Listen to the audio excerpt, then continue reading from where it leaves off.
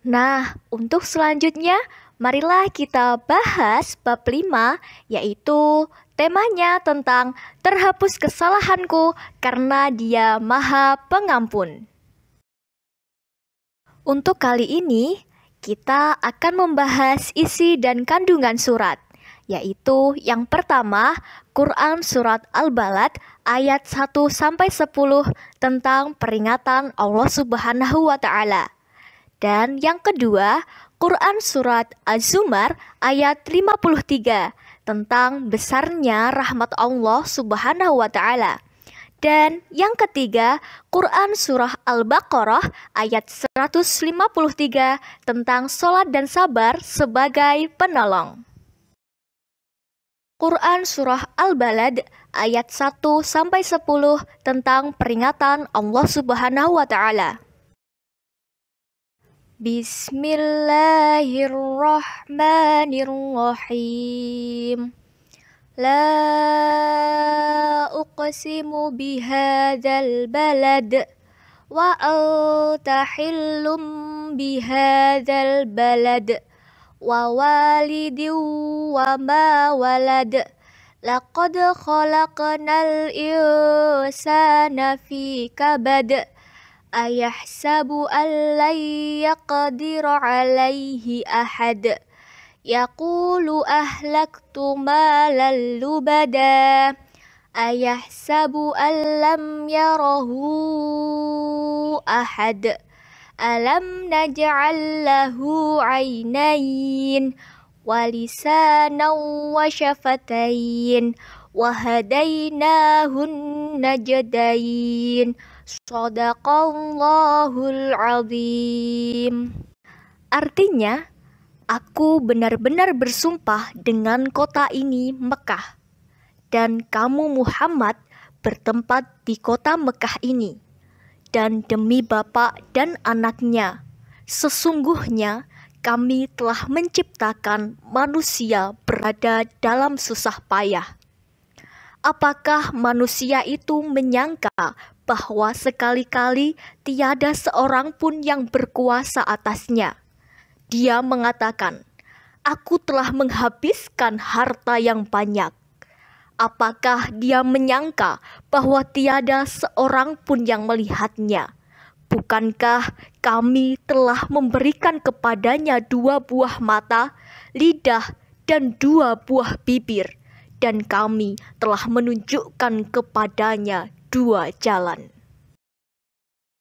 Dalam surat Al-Balad ayat 1-10 terdapat kandungan pokok, antara lain yang pertama, ayat tersebut menjelaskan bahwa Allah telah menciptakan manusia dengan susah payah atau tidak bermain-main dalam menciptakannya. Yang kedua, anjuran untuk tidak sombong akan harta benda yang dimiliki, karena semua ini hanyalah titipan.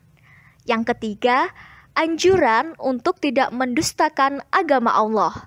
Yang keempat, nikmat Allah yang telah diberikan kepada kita berupa mata, lidah, dan bibir, dan lain sebagainya. Dan yang terakhir adalah Allah telah menunjukkan 2 jalan, yaitu jalan kebajikan dan jalan kejahatan. Selanjutnya yaitu Quran Surat Az-Zumar ayat 53 tentang besarnya rahmat Allah Subhanahu wa Ta'ala. Bismillahirrahmanirrahim. Qul ya ibadilladzina asrafu ala anfusihim la taqnatu mir rahmatillah innallaha yaghfirudz dzunuba jami'a innahu huwal ghafurur rahim.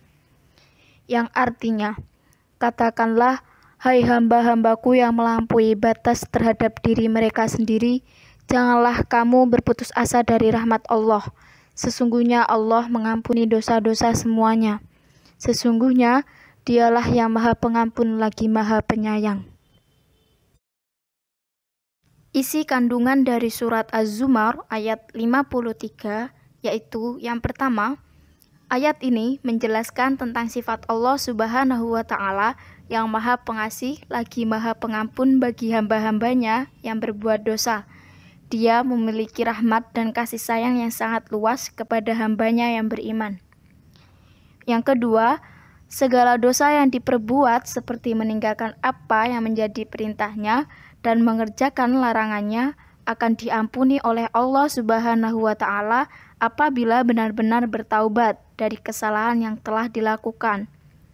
Yang ketiga, terkadang manusia berputus asa terlebih dahulu sebelum mencoba untuk mengharapkan ridho dan ampunannya. Banyak orang yang mengira Allah Subhanahu wa Ta'ala tidak akan mengampuni dosa yang begitu banyaknya. Dan yang keempat, bahkan hati seolah sudah tertutup karena kedurhakaan dan perbuatan kelamnya, tapi Allah Subhanahu wa Ta'ala akan mengampuni dan menerima taubat hambanya. Yang kelima, diriwayatkan oleh Ahmad dari Amr bin Anbasah bahwa telah datang menemui Nabi Muhammad SAW seseorang yang telah tua bangka dan berkata kepada beliau, "Hai Rasulullah, saya banyak mengerjakan kesalahan dan maksiat. Apakah mungkin kesalahan itu diampuni?"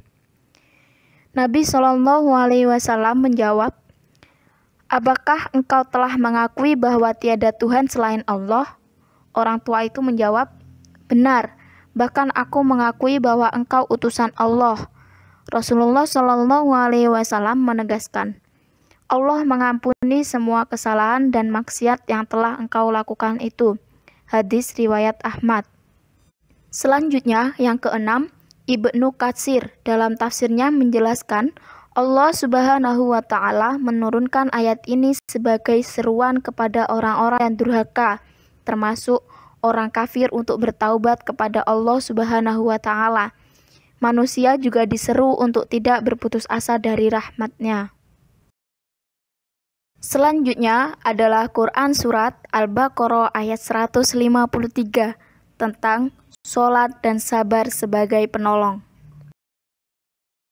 Bismillahirrahmanirrahim. Ya ayyuhalladzina amanu sta'inu bis-sabri was-sholah.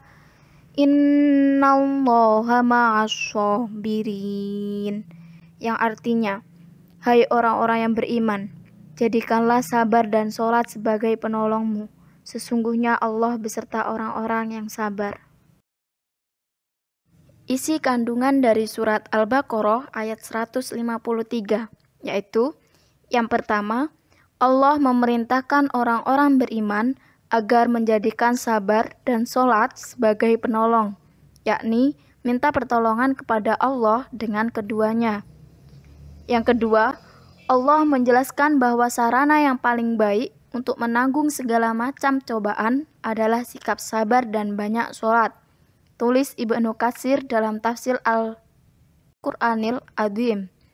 Yang ketiga, umumnya para ulama membagi sabar menjadi 3 macam, yakni sabar dalam menjalankan ketaatan, sabar dalam meninggalkan larangan, dan sabar dalam menghadapi musibah.